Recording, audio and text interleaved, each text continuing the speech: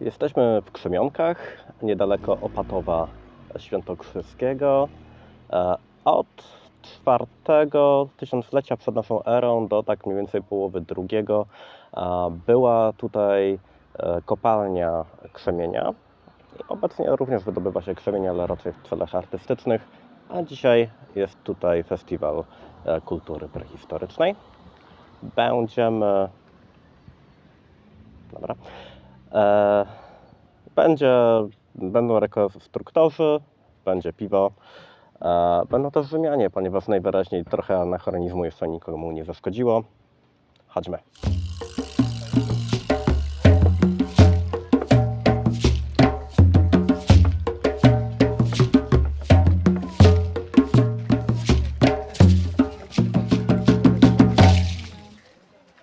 Początki wydobycia krzemienia w Krzemionkach datuje się na 3900 lat przed naszą erą. Dzięki zdjęciom liderowym odkryto około 4000 pionowych szybów górniczych. Najprostsze z nich, tak zwane kopalnie jamowe, były po prostu dołami w ziemi, głębokości metra.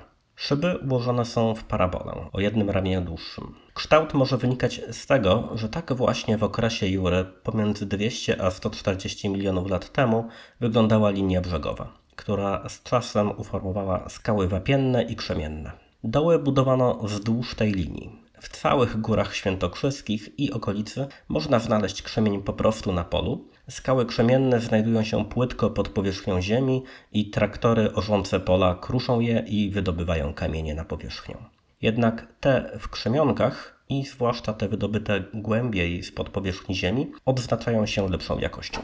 Neolityczni mieszkańcy tych okolic mogli znajdować te dobrej jakości skały podczas prac na polu, gdy kopali ziemię motykami, albo też gdy burza przewróciła jakieś stare, wielkie drzewo o sięgających głęboko korzeniach. I w ten sposób odsłoniła skałę. Taką krzemienną skałę nazywa się bułą. Krzemienia nie znajdujemy w postaci litej skały o dużej objętości, ale w postaci wielu mniejszych skał z wyglądu przypominających wypieczone bochenki chleba, otoczonych skałami wapiennymi. W Krzemionkach znajduje się jeden z największych pokładów krzemienia na świecie, w tym krzemienia pasiastego, który już w neolicie używany był do wyrobów jubilerskich i przedmiotów o znaczeniu religijnym i magicznym. Ze zwykłego krzemienia produkowano natomiast noże i siekierki, którymi w okresie największej aktywności kopalni w czasach kultury amfor kulistych handlowano nawet w odległości 500 km od Krzemionek. Ale od początku. Pierwszą kulturą neolityczną, która wydobywała krzemień w Krzemionkach, była kultura pucharów lejkowatych, która istniała na terenie obecnej Polski, niemieckiego wybrzeża Bałtyku oraz Danii od około 4300 do 2800 lat przed naszą erą.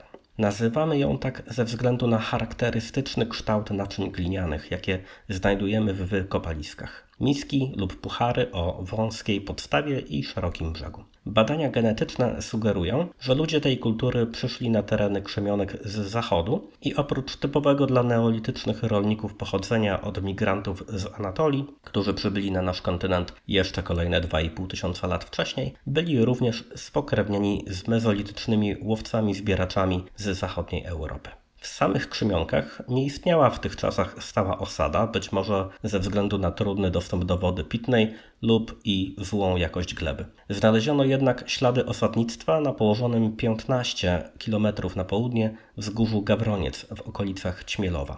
Zachowały się ślady ziemianek i półziemianek oraz niezbyt licznych budynków naziemnych. O ile możemy zakładać, że mieszkańcy Gawrońca budowali swoje domy w podobny sposób co inni przedstawiciele kultury pucharów lejkowatych, to budynki naziemne mogły wyglądać mniej więcej tak. Były długie, o drewnianym szkielecie i ścianach wypełnionych gliną, a kryte strzechą dachy schodziły nisko do ziemi. Ich lokatorzy uprawiali zboże, hodowali bydło, zajmowali się tkactwem i garncarstwem oraz oczywiście wytwarzali narzędzia z krzemienia wydobywanego w kopalniach. Z czasów kultury pucharów lejkowatych pochodzą najstarsze i najprostsze kopalnie krzemienia, zwane kopalniami jamowymi. Były to po prostu doły w ziemi sięgające na metr w głąb do pierwszej twardej warstwy skał wapiennych i trochę tylko niżej. Górnik najpierw kopał dół, wydobywając na zewnątrz pokruszoną skałę wapienną i osadzone w niej buły krzemienia, a następnie, stojąc w środku, rozkopywał go na boki, uzyskując jeszcze trochę krzemienia oraz wiedzę, w którą stronę ciągnie się dalej skała wapienna, bogata w krzemień. Po zakończeniu wydobycia z jednego dołu zaczynał kopać kolejny, nieopodal, właśnie tam, gdzie miał nadzieję znaleźć więcej dobrego krzemienia.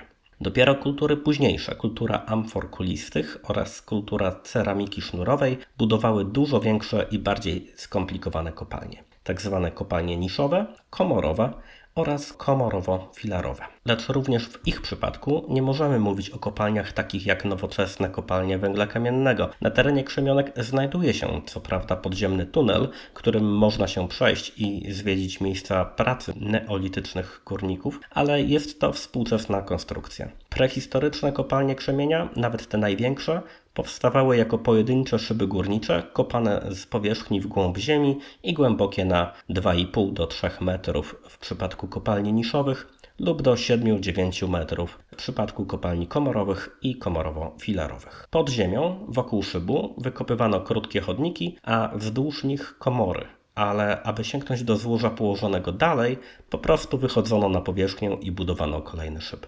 Kopalnia niszowa charakteryzuje się szerokim, ale płytkim szybem. Możemy sobie ją wyobrazić jako bardzo dużą wersję dołu z czasów kultury pucharów lejkowatych. Praca była zapewne dużo bardziej zespołowa niż w przypadku tych wcześniejszych kopalni jamowych. Górnicy kopali w ziemi motykami z krzemienia i drewna, jak również narzędziami z poroża i kości zwierzęcych. Przebijali się przez górną warstwę skał wapiennych, docierali do głębokości około 2 metrów i na tej głębokości zaczynali wykopywać w ścianach szybu nisze. Po pozyskaniu całego krzemienia z rozbitej górnej warstwy skał wapiennych oraz z nisz następował ostatni etap pracy. Górnicy rozbijali posadzkę, po której do tej pory chodzili i pogłębiali wykop o kolejne 80-90 cm.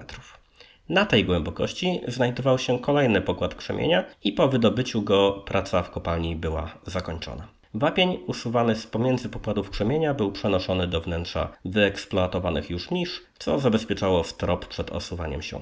Tu na zdjęciu widzimy rekonstrukcję takiej kopalni niszowej. Widzimy posadzkę na dnie szybu, niszę po jego bokach oraz drabinę neolityczną, to jest po prostu pień drzewa z wyciętymi schodkami.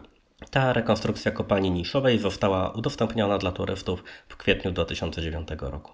Jeszcze późniejszą i bardziej skomplikowaną formą neolitycznej kopalni krzemienia jest kopalnia komorowa. Tutaj mamy rekonstrukcję górnej części takiej kopalni. Sam szyb jest dużo węższy od szybu kopalni niszowej, jest też dużo głębszy. Takie szyby mogły sięgać nawet do 9 metrów w głąb. Wierzchnia warstwa szybu była zabezpieczona drewnem przed osypywaniem się ziemi. Drewno było ułożone w kształt pięciokąta, a na zewnątrz pięciokąta odnaleziono 2 ślady posłupowe, najprawdopodobniej po stojakach, na których oparty był drąg służący do wyciągania krzemieni. Na drągu mógł być zawieszony sznur, a na jego drugim końcu przywiązany był kosz, który opuszczano i wyciągano. Sami górnicy natomiast schodzili i wchodzili do wnętrza kopalni po drabinach z pni drzew, opartych o drągi montowane w poprzek szybu. Wokół wejścia budowano namiot. Archeolodzy odnaleźli kilkanaście śladów posłupowych na okręgu wokół szybu kopalni. Największymi były ślady słupów głównych wspierających całą konstrukcję.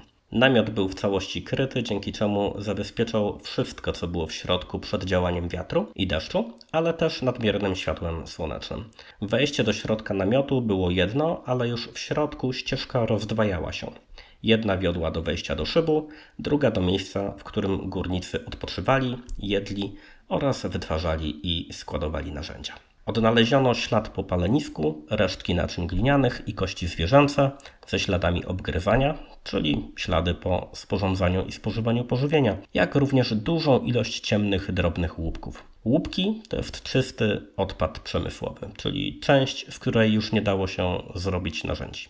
Wydaje się, że górnicy starali się w całości lub w częściach wyciągać buły krzemieni na powierzchnię, a tam rozbijali je kamieniami na drobniejsze części. Dopiero później z tych drobniejszych części formowali potrzebne im narzędzia. Zapewne też zarówno duże buły, jak i ich fragmenty były wywożone z kopalni i dopiero gdzieś dalej, być może nawet w innej miejscowości, ktoś kontynuował pracę nad nimi. Pod ziemią kopalnia komorowa była rozbudowywana promieniście wokół głównego szybu. Chodniki mogły mieć do 8 metrów długości, a wysokość wyrobisk podziemnych, czyli komór, liczyła od 50 do 110 cm. Ludzie pod ziemią przemieszczali się i pracowali w pozycjach leżących i półleżących. Głównym oświetleniem był ogień. Źródła ognia mogły być dwa. Długie, cienkie, żywiczne drewienka, czyli łuczywa, oraz niewielkie naczynia gliniane, czyli kaganki, częściowo wypełnione łojem zwierzęcym. Takie oświetlenie było bezpieczne, ponieważ na głębokości do 9 metrów w otoczeniu skał wapiennych nie ma metanu, który mógłby wybuchnąć bądź się zapalić. W wyniku skuwania wapienia pod ziemią pozostawała duża ilość białego gruzu. Biały gruz wapienny w neolicie nie był używany, dlatego górnicy częściowo usuwali go na powierzchnię, tworząc hałdy, a w o wiele większej części usuwali go pod ziemią, w pustki pogórnicze. W ten sposób tworzyli dodatkową, naturalną podporę pod strop kopalni. Kopalnie komorowe w każdym momencie używania mogły być zagruzowane nawet w 90%, czyli nie powinniśmy sobie takiej kopalni wyobrażać jako rozgałęziającego się tunelu, ale raczej jako tylko jedną komorę, w której pracował górnik, podczas gdy wszystkie poprzednie były wypełnione gruzem. Natomiast po zakończeniu pracy w jednej komorze górnik zaczynał kopać nową komorę i równocześnie zapełniał gruzem tę starą. Wlot powietrza do kopalni był jeden. Z powodu zagruzowywania najwięcej powietrza gromadziło się tam, gdzie było potrzebne, w miejscu aktualnej pracy górnika oraz w chodniku. Powietrze zużyte, pełne dwutlenku węgla, było też ciepłe i unosiło się głównym szybem ku górze, a z kolei chłodne, bogate w tlen powietrze opadało na dno. Wspomniałem jeszcze o kopalniach komorowo-filarowych, gdzie w komorach budowano filary do podtrzymywania stropów. Obecnie uważa się jednak, że skała wapienna była na tyle twarda, że nie były one potrzebne i że nawet zagruzowywanie nie było potrzebne dla celów bezpieczeństwa, a jedynie jako łatwy sposób pozbywania się gruzu. Kulturę amfor kulistych, nazwaną tak z powodu okrągłych amfor, które znajdujemy w grobach z tej epoki, jeszcze do niedawna uznawano za kulturę indoeuropejską. Zastąpiła ona kulturę pucharów lejkowatych w okolicach roku 3400 przed naszą erą. Odznaczała się właśnie innym stylem ceramiki. W osadach znajdujemy też więcej kości świń, podczas gdy w osadach kultury pucharów lejkowatych przeważają kości bydła, owiec i kóz. Również w grobach tej kultury znajdujemy obok ludzi kości zwierząt, czego nie robili ich poprzednicy. A za to jest to praktyka, z którą spotykamy się również w grobach kultury pochówków jamowych, która była kulturą indoeuropejską, istniejącą w tym samym czasie na terenie wschodniej Ukrainy i południowej Rosji. Wiemy również o większej mobilności przedstawicieli kultury amfor kulistych. Krzemień wydobywany w krzemionkach znajdujemy już nawet 500 km od kopalni, podczas gdy wcześniej było to 300. A jednak badania genetyczne z lat 2017-2018 wskazują wyraźnie, że ludzie kultury amfor kulistych nie byli indoeuropejczykami, lecz podobnie jak ich poprzednicy z kultury pucharów lejkowatych pochodzili głównie od migrantów z Anatolii, a w 25-30% od mezolitycznych łowców z Europy Zachodniej. Dopiero i jeszcze późniejsza kultura ceramiki sznurowej jest już wyraźnie kulturą indoeuropejską. Z tym, że w jej przypadku możemy być niemal pewni, że nie mówimy o jednej kulturze, ale o szerokim spektrum grup ludzkich, które przyszły z południowego wschodu w okolicach 2800 przed naszą erą i zasiedliły tereny od współczesnych zachodnich Niemiec aż po okolice Moskwy. Ci ludzie trafili też do krzemionek i wraz z nimi stopniowo zaczęła docierać tu epoka brązu. Krzemień nadal wydobywano i wytwarzano z niego narzędzia, lecz stopniowo coraz rzadziej. Produkty były gorszej jakości, a sama wartość krzemienia w handlu spadała. Wydobycie zakończono w okolicach roku 1600 przed naszą erą, w czasach kultury mierzanowickiej. Ostatnie znajdowane kopalnie to znowu kopalnie jamowe. Porzucone kopalnie stopniowo niszczały, szyby zasypała ziemia, a na niej wyrósł las. Wieś Krzemionki powstała w roku 1913, a w 1922 polski geolog Jan Samsonowicz zwrócił uwagę na charakterystyczne okrągłe zagłębienia w ziemi, które odsłonięto podczas wyrębu lasu. Aby mógł powstać rezerwat archeologiczny, przesiedlono całą wieś. W roku 1926 rozpoczęto stopniowe wykupywanie terenów pól z rąk miejscowej ludności. Proces ten zakończono w latach 60. XX wieku. W roku 1967 oficjalnie powstał rezerwat archeologiczny, a w 2019 Krzemionki wraz z 3 innymi tzw. komponentami, czyli obszarami traktowanymi wspólnie jako jeden obiekt, borownią, korycizną i gawrońcem, zostały wpisane na listę Światowego Dziedzictwa UNESCO. Takich obiektów na liście UNESCO jest w Polsce zaledwie 17. Obecnie na terenie rezerwatu znajduje się Muzeum Historyczno-Archeologiczne, rekonstrukcja osady neolitycznej, kopalni szybowej, górnej części kopalni komorowej oraz tunel prowadzący przez podziemne części kilku kopalni komorowych. Kilkakrotnie w ciągu roku organizowane są festyny, na których można oprócz zwiedzenia muzeum i kopalni spotkać również rekonstruktorów. Oczywiście uwielbiam wszystkie rekonstrukcje, niezależnie od epoki. Moja żona śmieje się ze mnie, że potrafię rozpoznać cesarzy rzymskich na podstawie ich posągów. Nie jest to do końca prawda, przynajmniej co do niektórych, ale od kilku już lat szczególne miejsce w moim sercu ma archeologia prehistoryczna i rekonstrukcje nakierowane na przetestowanie, jak żyło się w czasach paleolitu i neolitu. A tego jest stosunkowo mało w porównaniu z rekonstrukcjami średniowiecznymi, rzymskimi, wikingami czy Słowianami. Dlatego bardzo ucieszyłem się z faktu, iż mogłem przyjechać na Ostrowiecki Festiwal Kultury Prehistorycznej i Antycznej, właśnie w Krzemionkach, 16-17 sierpnia. Był pokaz mody przez wieki, od czasów mezolitu przez kolejne kultury neolityczne, epoki brązu i żelaza, aż po czasy pierwszych wieków naszej ery, gdy tereny obecnej Polski zamieszkiwały germańskie plemiona Gotów i Wandalów. Byli legioniści, był też pokaz, jak w epoce żelaza wytapiano żelazo z rudy. Ja najwięcej czasu spędziłem na stanowisku Wiktora Kałacha, który zajmuje się wytwarzaniem noży i grotów, strzał z krzemienia, strzela z łuku, rzuca oszczepem i generalnie mógłbym siedzieć tam cały dzień i pytać go o jego pracę, ale trzeba było pozwolić innym zwiedzającym zadawać pytania. Od Wiktora kupiłem nóż. Ostrze z krzemienia wykończone za pomocą sarniego lub jeleniego rogu, którym naciska się na samą krawędź, by odłupać maleńkie drobinki i stworzyć ten charakterystyczny ząbkowany wzór. Rękojeść jest z rogu sarny, łączona z ostrzem za pomocą żywicy i kory drzewnej. Nóż świetnie się sprawdza do krojenia pomidorów. Wiktor ma profil na Instagramie Glück Stone Spirit. Możecie go śledzić i dzięki temu dowiadywać się, na jakich kolejnych festiwalach archeologicznych będzie go można spotkać.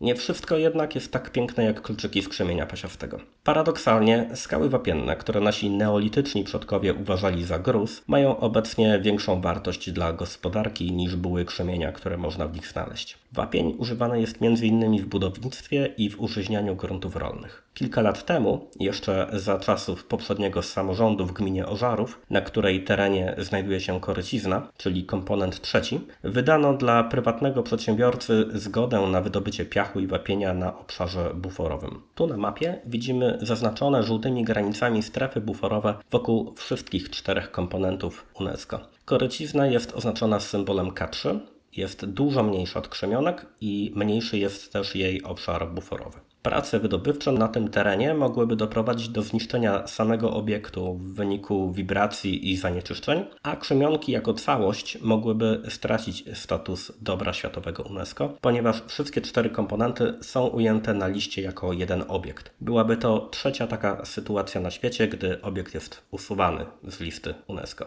Obecnie kopalnia na terenie Korycizny jeszcze nie działa, ale pozwolenie jest już wydane. Przeciwko uruchomieniu jest Stowarzyszenie Korycizna, reprezentujące mieszkańców miejscowości Śródborze i Wojciechówka, położonych tuż obok. Na festiwalu rozmawiałem z ich przedstawicielem, Marcinem Dulapą. Przeciw jest też oczywiście Muzeum Historyczno-Archeologiczne, ale też obecne władze powiatu Ostrów Świętokrzyski oraz władze województwa. Sprawa jest w sądzie.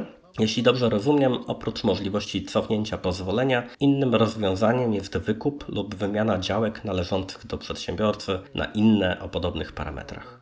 Mam nadzieję, że jedno z tych rozwiązań dojdzie do skutku. Krzemionki to miejsce unikalne na skalę światową, o niesamowitej wartości kulturowej i archeologicznej. Tylko pomyślcie, kopalnie krzemienia, które działały przez ponad 2000 lat, mimo migracji ludności i zmian technologicznych, a potem zostały zapomniane i przetrwały w niemal nienaruszonym stanie aż po wiek XX.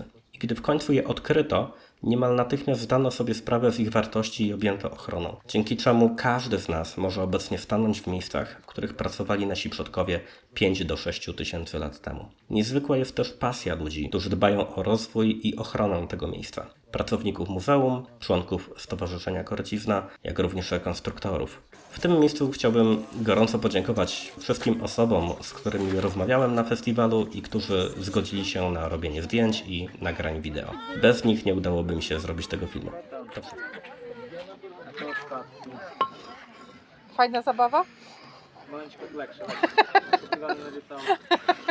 To praca, to ważna praca. Poważna No, oczywiście, no trzeba jeść. To wszystko na dzisiaj. Jeśli dotarliście aż tutaj, możecie polubić ten film, zasubskrybować kanał i rozejrzeć się. Może coś z innych materiałów również Wam się spodoba. No i mam nadzieję, że spotkamy się za rok na kolejnym Festiwalu Kultury Prehistorycznej i Antycznej w Krzemionkach. Do zobaczenia.